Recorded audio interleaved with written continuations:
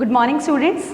Today we are going to start a new chapter, chapter number 7, that is diversity in living organisms. So what is diversity?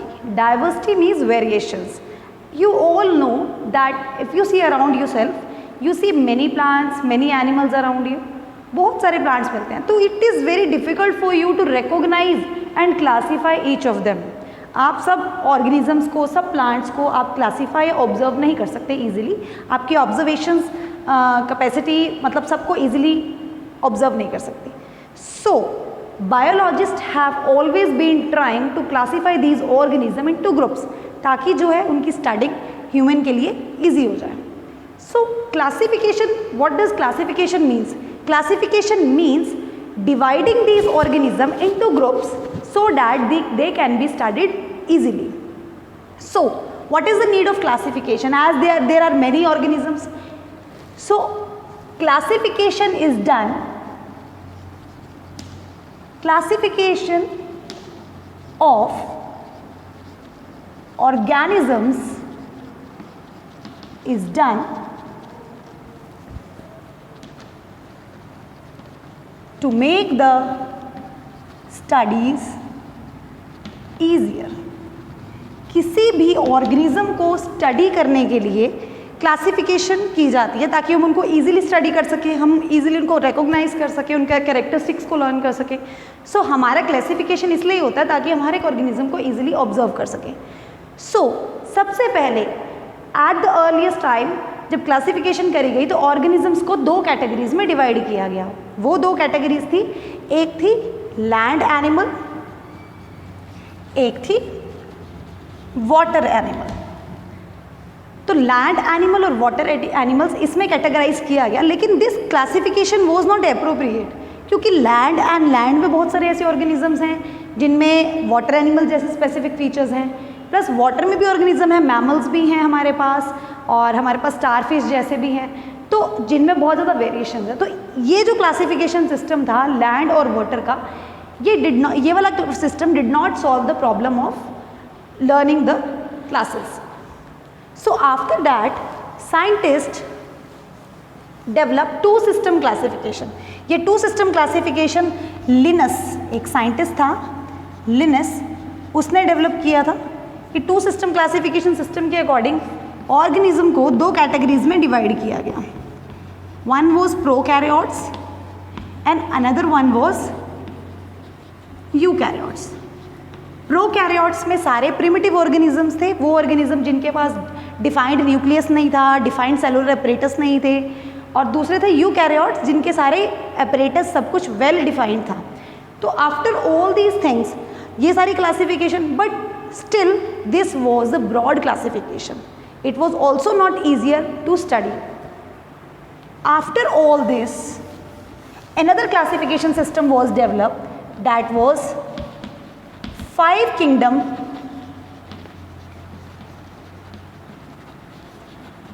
classification system. Five kingdom classification system में organisms को 5 groups में divide किया गया. These 5 group was, first one was Monera, second was Protista, third was Fungi, fourth was Plantae, and fifth one was Animalia. तो इस तरह से organism को 5 किंगडम क्लासिफिकेशन सिस्टम में डेवलप किया गया. जब इस 5 किंगडम क्लासिफिकेशन सिस्टम में ऑर्गेनिज्म को डिवाइड किया गया, साइमल्टेनियसली इनमें ओवर द जनरेशंस वेरिएशंस भी आई, and variations lead to development, evolution. तो हर एक ऑर्गेनिज्म है, एक पर्टिकुलर ऑर्गेनिज्म है. से फॉर एग्जांपल मैं आपको एक सिंपल एग्जांपल देती हूँ. देयर वाज एक ऑर्गेनिज्म है, वो लैंड पर रहता है, फिर उसका हैबिटेट चेंज हो गया, तो उसमें नई तरह की वेरिएशंस आ जाएंगी. अब नई तरह की वेरिएशंस, धीरे धीरे वो वेरिएशंस इकट्ठी होती जाएंगी, that will lead to the evolution of a new species. तो इस तरह से वेरिएशंस लीड्स टू एवोल्यूशन. अब नेक्स्ट प्रॉब्लम वाज, क्लासीफाई तो कर लिया, अब हर ऑर्गेनिज्म को एक स्पेसिफिक नेम देना था। तो the system of naming an organism, the system of naming an organism is called nomenclature. So what is nomenclature? Nomenclature is the system of naming an organism. It is a nomenclature. But naming, एक सिर्फ naming करना, ये भी थोड़ा categorize करना difficult हो गया. तो another system was introduced which is known as binomial nomenclature. According to this binomial nomenclature, every organism is given two names. Her organisms के दो names थे, या उसका जो name था वो दो words का था. First word, जो फर्स्ट नेम था वो था उसका जेनेरिक नेम, और जो सेकेंड वर्ड था that was it's specific name. तो इस तरह से ऑर्गेनिज्म की नेमिंग करी गई. Now let me give you an example of naming. Like we are naming human beings. I hope all of you must known the scientific name of a human. So the scientific name of human is Homo sapien. देखो यहाँ पे क्या है, ये binomial nomenclature है, दो word से naming करी गई है. जो फर्स्ट नेम है होमो, ये है इसका जीनस का नाम, ये इसके जीनस का नाम है. और जो सेकंड नेम है ये इसका, ये इसकी स्पीशीज का नाम है. सिमिलरली लाइन की बात करें तो पैंथीरा लियो, तो Panthera leo, Panthera is its genus names and leo is its tigris name. Now one more thing, sorry, leo is its scientific specific name. Now talking about Panthera tigris. This is the name for tiger and this is the name of lion. अगर हम इन दोनों names को बड़े ध्यान से देखते हैं, हम we will observe कि इन दोनों का जेनेरिक नेम है that is same. तो जेनेरिक नेम सेम का मतलब क्या है कि these two, because lion और tiger they both belongs to a same genus but their species are different. तो जितने भी ऑर्गेनिजम्स हैं हमारे अराउंड, हम उनको एक टेक्सोनॉमिक ग्रुप में डिवाइड करते हैं. What is that taxonomic group? As I told you 5 kingdom classification था. तो सबसे ऊपर जो कैटेगरी है वो क्या है? किंगडम. अब एक पर्टिकुलर किंगडम के नीचे बहुत सारे फाइलम हैं, एक फाइलम के नीचे बहुत सारी क्लास हैं, क्लास के नीचे बहुत सारी फैमिली है, फैमिली के नीचे बहुत सारे क्लास के नीचे बहुत सारे order, then we have family, then genus and at the last we have species. तो जब भी हम ऑर्गेनिजम्स की बात करते हैं, कोई भी ऑर्गेनिज्म है, लाइक हमारे पास हो गया किंगडम एनिमल. एक किंगडम एनिमल में नीचे बहुत सारे फाइलम है, फाइलम के नीचे बहुत सारी क्लासेस हैं, अलग अलग क्लास में अलग अलग ऑर्डर्स हैं, ऑर्डर्स के नीचे अलग अलग फैमिली हैं, फैमिली के नीचे अलग अलग जीनस है, जीनस के नीचे अलग अलग स्पीशीज़ हैं. तो इस तरह से ऑर्गेनिजम्स को डिवाइड किया गया into the hierarchic level of classification. This is the hierarchic level of classification. कि किसी भी ऑर्गेनिज्म को अगर हमने क्लासीफाई करना है तो कोई ना कोई उसका स्पीशीज़ होगी, कोई ना कोई उसका जीनस होगा, कोई ना कोई उसकी फैमिली होगी, उसका ऑर्डर, क्लास, फाइलम या किंगडम. तो साइंटिफिक नेम देने का मतलब क्या? साइंटिफिक नेम में क्या किया गया है कि उसका जेनेरिक नेम और स्पेसिफिक नेम को इंक्लूड किया है. जो आपका फर्स्ट नेम है वो उसका जेनेरिक नेम है, जो आपका सेकंड नेम है वो क्या है, इसका स्पेसिफिक नेम है। तो इस तरह से ऑर्गेनिजम्स को डिवाइड किया गया। सो this is about the naming of the organism and classification of the organisms.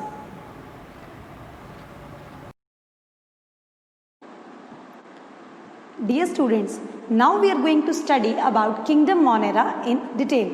So kingdom Monera includes very primitive organisms. Means जो भी organism इस kingdom में present होते हैं ये काफ़ी primitive होता है, इनका body design बहुत ही simplest होता है. They are the simplest organisms, primitive, simplest and they are prokaryotic. What do you mean by prokaryotic? Prokaryotic means कि उनका जो cell structure है that is very simple. They do not have any proper membrane bound organelle, do not have any proper cell wall, proper cell membrane. So all the organelles or DNA material is lying scattered in the cell. So these are the very simplest form of organisms which is known as Monera. Cell wall is only present in certain bacteria. Only some bacteria among these have cell walls. So they may be autotrophic, they may not be autotrophic. That depends. They might be autotrophic means they are preparing their own food, or they are heterotrophic.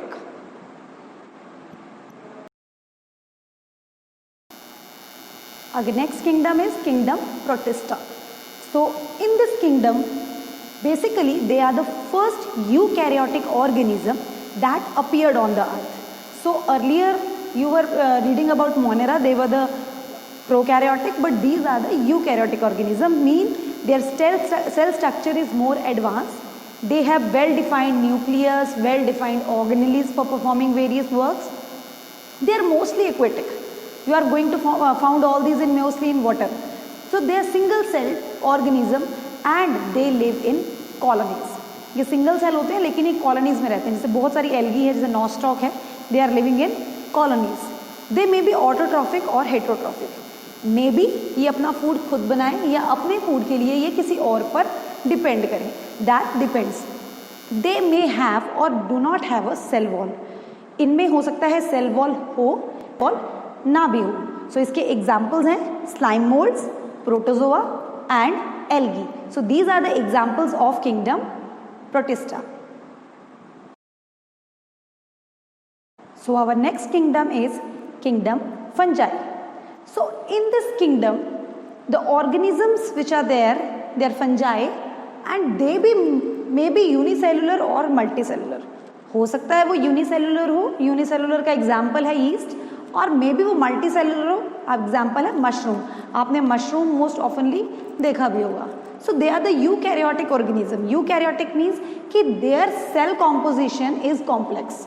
So they are the advanced cell. They have a proper nucleus, proper cytoplasm or cell organelles.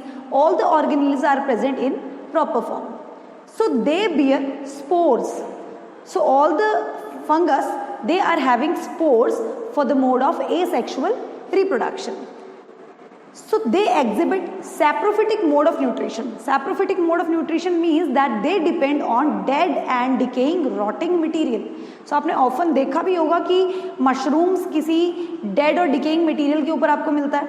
So all these member of this kingdom, they exhibit saprophytic mode of nutrition, means they are feeding themselves on dead and decaying matter. What they are doing? They are secreting some digestive enzymes.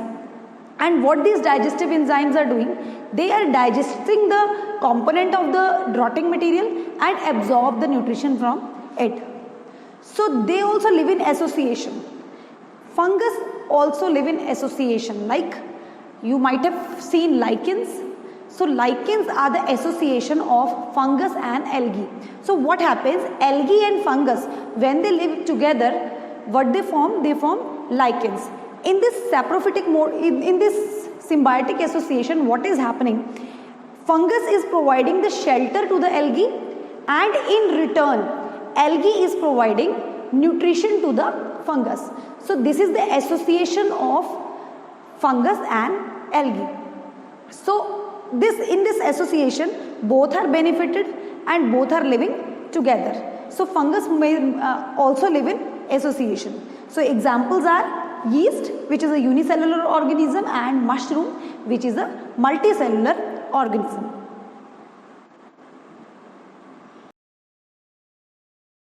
So next we are going to study about kingdom Plantae. That is the fourth kingdom of 5 kingdom classification. The fourth kingdom is kingdom Plantae, and we are going to study about kingdom Plantae in detail. So as you know that kingdoms have several phylums. So kingdoms have several phylums, but in case of plants what we are saying, we are not saying as a phylum, हम word use करेंगे division, means kingdom are having many division. Since it is a kingdom Plantae, means all the plants are included in it, so we are going to use word divisions. So kingdom Plantae have further subdivisions. These subdivisions are cryptogams and phanerogams. So cryptogams are those organisms which have hidden reproductive organs. Means इनके जो reproductive organs हैं वो hidden होते हैं. You are not able to see the reproductive organs of these 3 categories. Next subdivision is the phanerogam. So gymnosperm and angiosperm lie in this category. They are having reproductive organs and इनके reproductive organs visible होते हैं. We can see their reproductive organs. So let's talk about each of these in detail. The first one is division Thellophyta. So division Thellophyta में जो organisms होते हैं वो organisms ऐसे होते हैं जो बहुत primitive type के होते हैं. They do not have any proper body, they do not bear proper leaves, proper shoot, proper root. So आपको वो thallus like body नजर आएगी. आप differentiate नहीं कर सकते उसके root, stems और leaves के बीच में. आपको वो thallus like appear होगा. तो जितने भी algae के members हैं, जितने भी हमारे पास algae हैं, all lie in this category. Next one is Bryophyta. इसको हम plant kingdom के amphibians भी बोलते हैं. Because amphibians इसलिए बोलते हैं because इनको अपनी life cycle complete करने के लिए वाटर और लैंड दोनों चाहिए. सो रिप्रोडक्शन पर्पज के लिए they require water.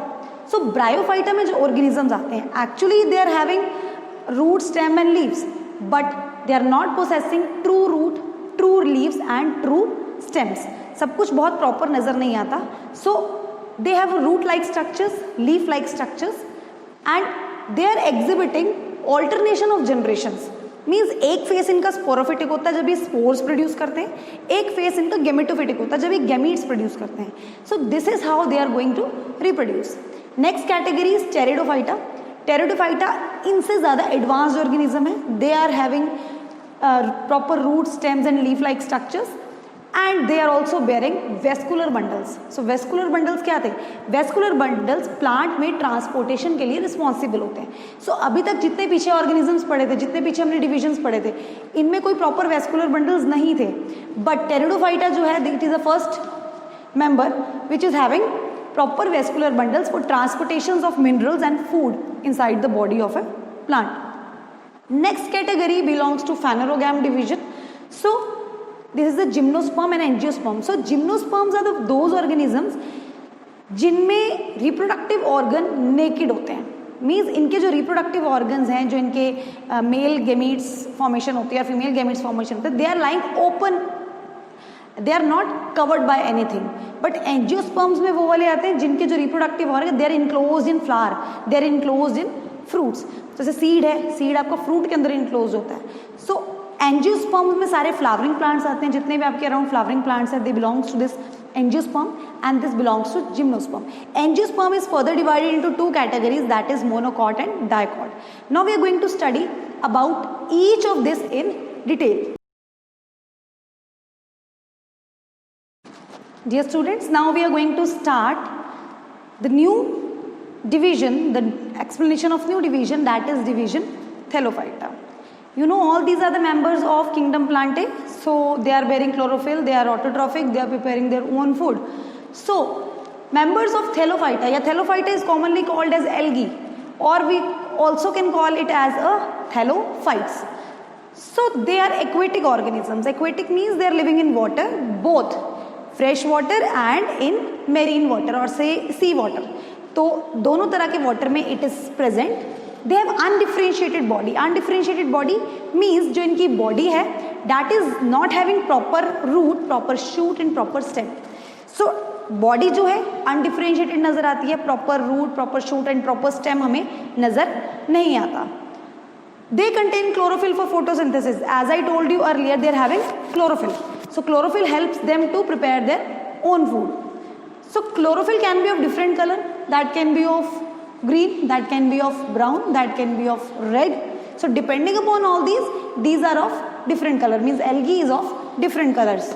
So cell wall, they have a cell wall as they are eukaryotic organisms, they are bearing cell wall, and their cell wall is made up of cellulose, which is a complex carbohydrate. Their body is covered by gelatinous substance. जो इनकी body है वो एक gelatinous substance से covered है, which help them against rotting in extreme conditions. Like if they are having any extreme conditions, they will not rot or decay. So this gelatin material protect their body.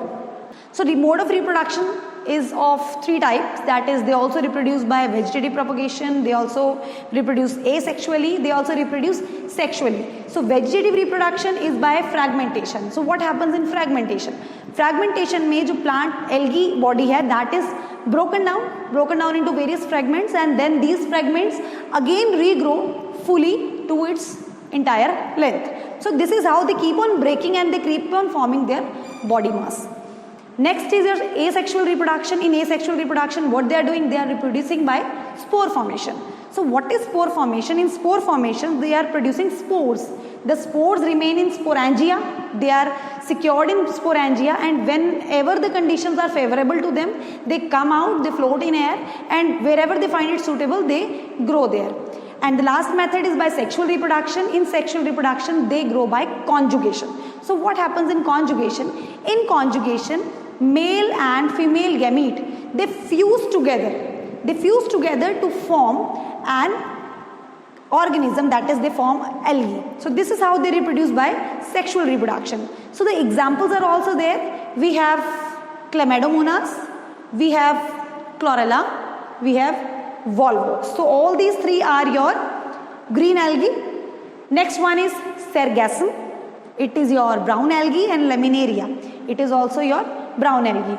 We also have Porphyra and Gelidium. These are your red algae. As I told you earlier that depending upon the pigment present in them, they are of different colors. So algae are present of different colors. So this is all about the division Thallophyta. The second division of kingdom Plantae is division Bryophyta. So the members of Bryophyta, they are also called as amphibians of plant kingdom. इनको हम amphibians भी बोलते हैं plant kingdom के, because they need water as well as land to complete their life cycle. So they are small sized organism, mainly grow on moist and damp places. आपको हमेशा ये गीली और shady places पे मिलेंगे जहाँ पे moisture रहे हर time, water availability अच्छी हो. They have root, stem and leaf like structures. Means जो इनके structures हैं, they are not exactly like root, not exactly like stem, not like leaf, but they are resembling root, stem and leaf. So they have root, stem and leaf like structures are present. Vascular tissues means जो transportation के लिए xylem phloem जैसा tissue जैसे हम पढ़ते हैं angiosperms में, वो इसमें present नहीं होता. तो कोई भी vascular tissues में present नहीं है. Plant body is gametophytic. तो मेन जो प्लांट बॉडी है वो क्या है? गेमेटोफिटिक प्लांट बॉडी होती है. गेमेटोफिटिक प्लांट बॉडी पे ही further on sporophytic body grow होती है. You can see in this diagram, ये जो नीचे वाली प्लांट बॉडी है this is a gametophyte, and उसके ऊपर ये स्पोरोफिटिक बॉडी ग्रो हो जाती है. सो लाइफ के कुछ टाइम तक ये गेमेटोफाइट्स होते हैं, means they are producing gametes, and कुछ टाइम तक दे आर प्रोड्यूसिंग स्पोर्स. तो दो तरह की life they are exhibiting. They are having alternation of generation.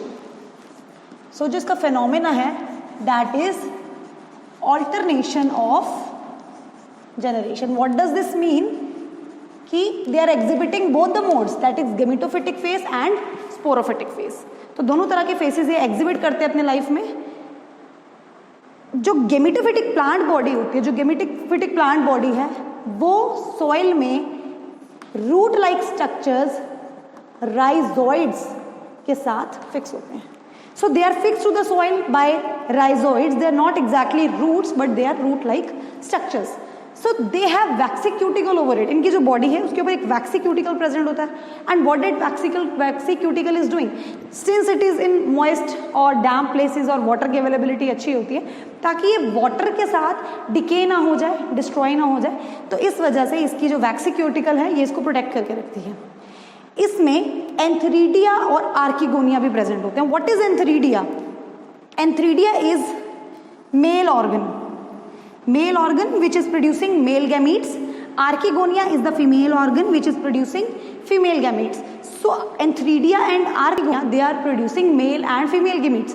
So since Antheridia and Archegonia are present, this means they are undergoing sexual reproduction. So they are going sexual reproduction by gamete formation, and gamete formation take place in Antheridia and Archegonia. So they are also exhibiting asexual mode of reproduction. So in asexual mode of reproduction, spore formation take place. Means spores form होते हैं. So this is the spore formation. They are producing spores in unfavorable conditions. They produce spores, and whenever the conditions get okay, they grow in a suitable place. So examples are, they are having mosses and liverworts. Mosses में आ गया आपका sphagnum and funaria, whereas आपका liverworts में आता है marcasia. So these all are the characteristics of your division Bryophyta. The next division we are going to study is division Pteridophyta. So Pteridophyta are the organism which are bearing vascular bundles. So they are the primitive organisms we are having which are having vascular bundles, means they have a special organs for the transportation, that is from root to shoot. So they are mostly found in moist and shady places. They bear true roots, stem and leaves. इनके roots, leaves और stem हमें बहुत clearly नजर आते हैं. They are bearing true roots, stems and leaves. They do not bear flowers. इनमें flower present नहीं होते, but still they are producing seeds. Vascular bundles are present. Sporophyte is the main plant body. जैसे कि मैंने bryophytes में बताया था, उसमें गेमेटोफिटिक बॉडी जो थी वो मेन प्लांट बॉडी थी, लेकिन इसमें क्या है, sporophytic body is the main plant body. What happens?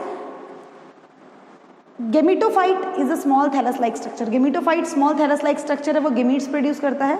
Means archegonia और एंथरीडिया प्रेजेंट है. एंथरीडिया मेल गैमेट प्रोड्यूस कर रहा है, आर्किगोनिया फीमेल गैमेट प्रोड्यूस कर रहा है. सो what is happening? Male female gamete and female gamete, they produce zygote, and this zygote further develops into a sporophytic body. So this is the alternation of generation again occurring in the Pteridophyta. Examples are Equisetum, Lycopodium, Psilotum and Slegionella. So these are the examples of division Pteridophyta. So the next division we are going to study is the division Gymnosperms. The word gymno itself tells that gymno means naked and sperm means seed. So gymnosperms are the organism which bears naked seed. That means their seeds are not enclosed in fruits. So they are found in colder parts, means they are already found in climate where climate is very low, temperature is very low, they are found there. So there is sporophytic plant body which have root, stem and leaves. So it is having proper root, proper shoot and proper leaves, and it is a sporophytic body, means it is producing spores. So vascular bundles are present. It has vascular bundles for the conduction of water and minerals. In this both gametophytic and sporophytic phases occur. So both phases are there. Gametophytic phase is also there and sporophytic phase is also there. So they bear cones. They are having cones, that is microsporophyll. The cones are called as microsporophyll and megasporophyll. Male cone is microsporophyll, whereas female cone is megasporophyll. So they are bearing cones, and what these cones are doing, they are producing male and female gametes. So after fertilization, when the gametes are formed, these gametes fuse together to form seed. So what happens? First of all, gametes are formed in microsporophyll, megasporophylls. They fuse together. When they fuse together, they produce seeds. So examples are Cycas, Pinus, Cedrus and Ginkgo. So these all are the examples of plant kingdom Gymnosperm. The next division we are going to study is the division Angiosperms. So division Angiosperm, the word Angiosperms means, angio means covered and sperms means seeds. So in this, the plants which are included have covered seeds. So these type of the plants, these plants, they are basically flowering plants and they are found everywhere. They are present in cold climate, they are present in hot climate. So almost it is a cosmopolitan, it is present everywhere. They have differentiated root, stems and leaves. इसकी जो root है, stems है, leaves है, differentiated. आपको अलग अलग नजर आएगी. रूट और स्टेम्स और लीव में आप इजीली डिफरेंशिएट कर सकते हो. They bear xylem and phloem. तो इनके वैस्कुलर सिस्टम प्रेजेंट है, जाइलम और फ्लोएम.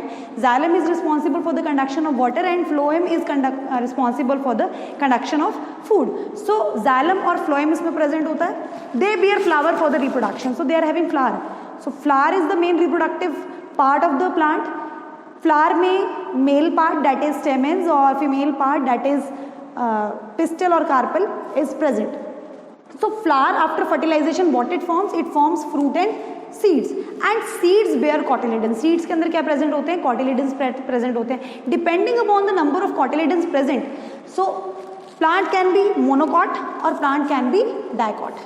जिसके अंदर एक cotyledon present है, जैसे कि हमारा wheat में होता है. Wheat में, maize में we have one cotyledon. So these are your monocots. Whereas हमारे gram में या पीस में जहाँ पे हमारे दो कॉटिलेडन्स प्रेजेंट होते हैं, they are your dicot plants. So monocots और डाइकॉट्स में डिफरेंशिएट कर सकते हैं हम. मोनोकॉट्स में फर्स्ट डिफरेंस तो कॉटिलेडन्स का ही हो गया. Second is they are having parallel venation. Parallel venation means अगर हम मोनोकॉट के लीव्स को देखें तो उसके लीव्स में आपको वेन्स जो हैं वो इस तरह से दिखेंगी. Means they are bearing parallel venation. तो उनकी जो वेनेशन है पैरेलल वेनेशन होती है. वेयरएज इसमें आपके डाइकॉट्स में रेटिकुलेट वेनेशन होती है. What is reticulate venation? Like this is your leaf.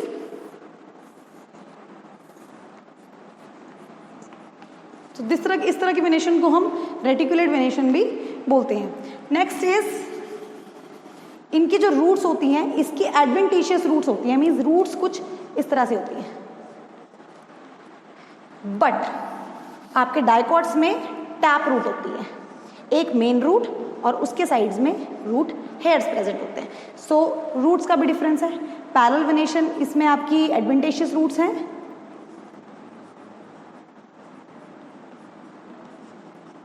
Adventitious roots and इसमें आपकी टैप रूट प्रेजेंट होती है. So these are the few difference and rest of the difference we are going to see in the table. So that's all with the angiosperms, and difference you can see in the table given afterwards.